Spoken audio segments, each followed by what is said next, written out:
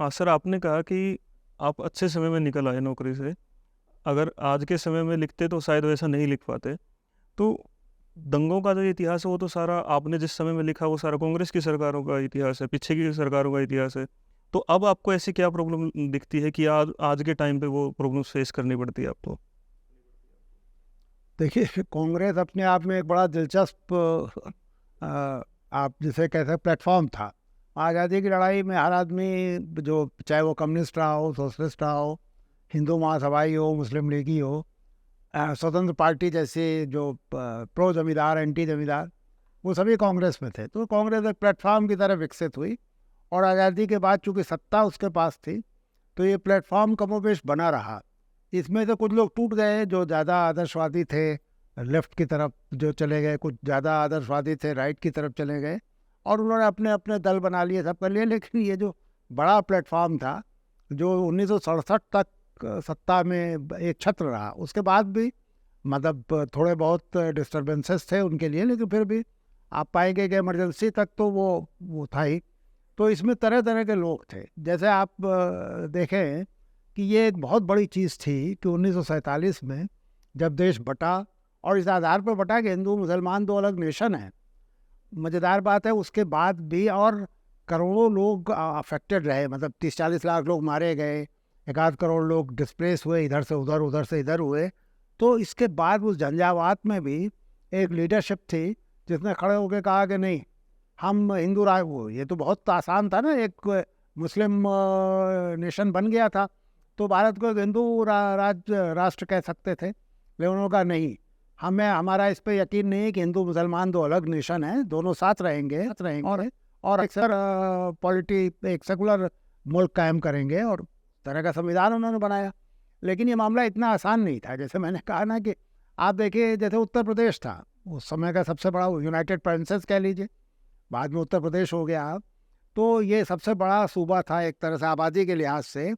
उनकी असेंबली ने अब यूनाइटेड प्रोविंसेस का नाम क्या रखा जाए, जो प्रस्ताव भेजे वो बड़े दिलचस्प थे।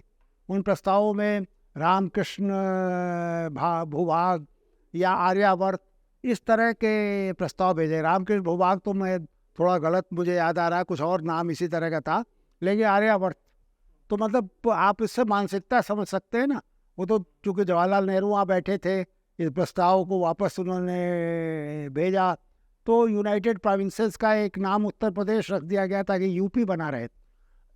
जबकि सही अर्थों में उत्तर प्रदेश नहीं है वो, भारत के उत्तर में तो दूसरे प्रदेश हो सकते हैं, लेकिन वो रखा गया। मैं सिर्फ नाम बदलने का किस्सा इसलिए आपको याद दिला रहा हूँ कि उससे आपको पता चल सकता है कि मानसिकता कैसी थी। गोविंद वल्लभ पंत हमारे पहले मुख्यमंत्री थे।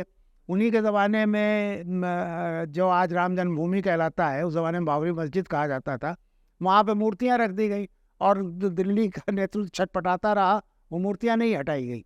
जो हमारी शिक्षा पद्धति थी, जो शिक्षा का पूरा सिस्टम था, प्रणाली थी, वो संविधान के हिसाब से राज्यों की जिम्मेदारी थी।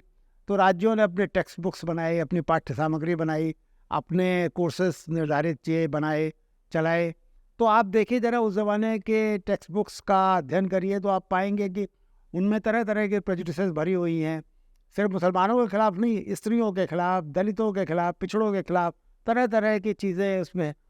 तो हमने जो शुरुआत में ही कोशिश बनाई, दिल्ली को तो आपने सेकुलर बना दिया, जो आपका शिखर था, लेकिन जो आपकी नींव थी, अभी भी वो सारी की सारे प्रेजुडिसेस, सारी घड़ाएं, सारे जो प्री कंसीव्ड नोशंस थे, जो आपके सोचने का तरीका था, वो ज्यों का त्यों बना रहा।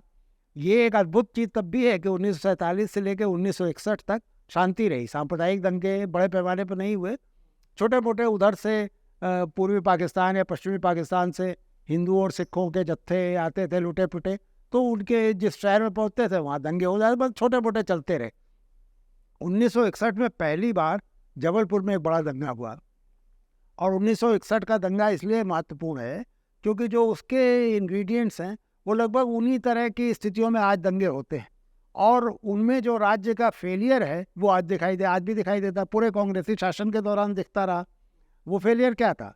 वो फेलियर ये था कि जो मुसलमान थे या जो संख्या थे, उन्हें लगातार ये एहसास होता रहा कि भारतीय राज्य ने वो सब नहीं किया जो उसे करना चाहिए था, या भारतीय राज्य ने वो सब कर दिया जो उसे नहीं करना चाहिए था, यानी हाशिमपुरा जैसी चीज़, या और बहुत सारे दंगों में आप पुलिस के जो अल्पसंख्यकों को लेकर पुलिस की प्रेजुडिसेस हैं वो देखते हैं। तो जो भारतीय राज्य को नहीं करना चाहिए वो भारतीय राज्य करता रहा, और भारतीय राज्य को जो करना था, क्या करना चाहिए था, किसी भी राज्य को क्या करना चाहिए, किसी भी राज्य की जिम्मेदारी है कि अपने नागरिकों की जान माल की हिफाजत करे, ये तो उसकी प्राइमरी जिम्मेदारी है। बाकी अब रेल चलाए, बस चलाए, जहाज चलाए, ये तो बात की बात है।